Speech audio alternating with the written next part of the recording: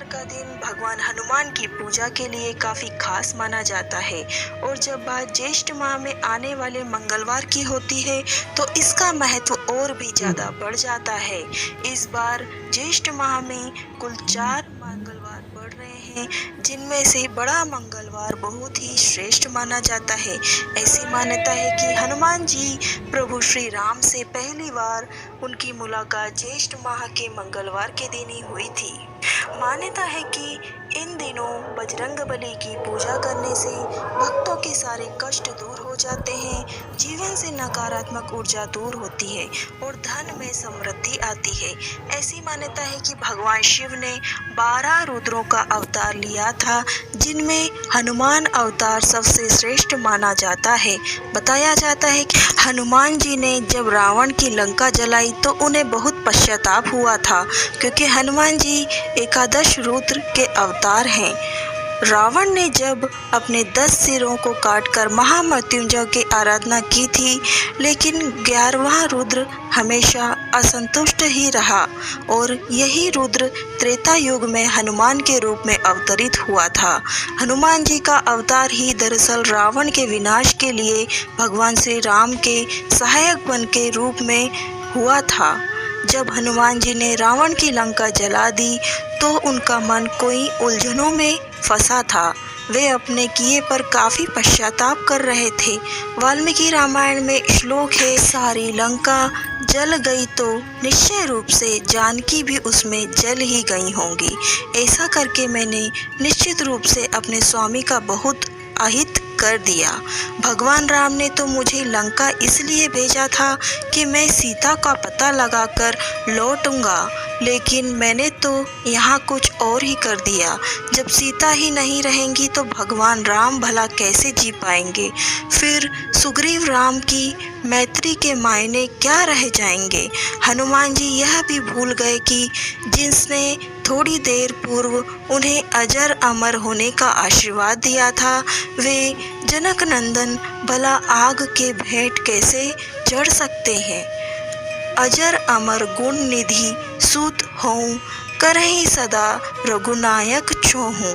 यही वजह है कि ज्वालामुखी से घिरे होने के बावजूद हनुमान जी की सेहत पर अग्नि का कोई प्रभाव नहीं था।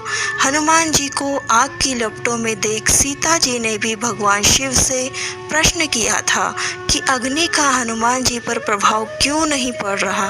तब भगवान शिव बोले कि हनुमान रुद्र के अवतार हैं और ताकत दूर अनल जो ही सिरजा, जहाँ न सो ते ही कारण गिरजा।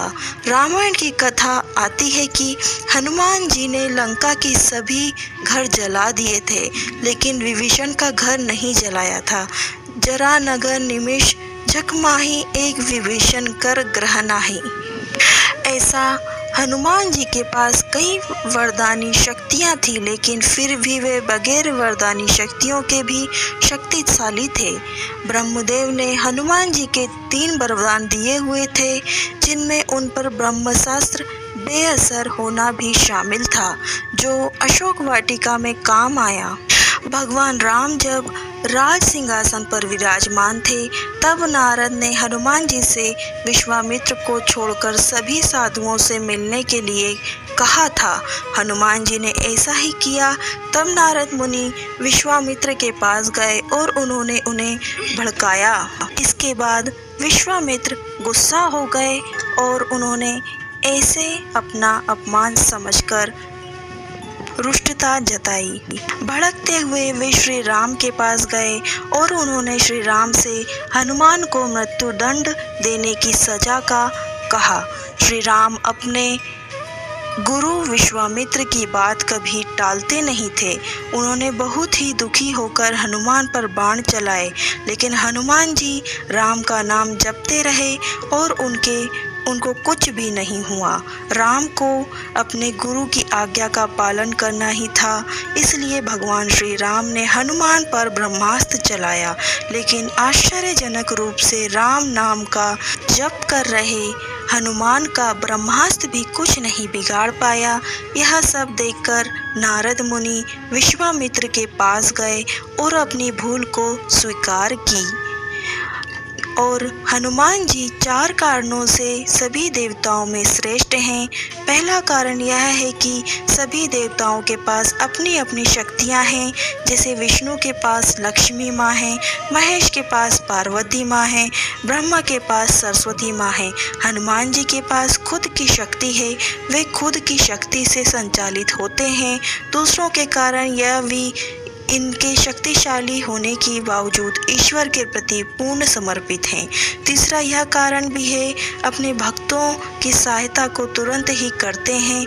और चौथा यह भी कारण है कि आज भी यह सशरीर हैं।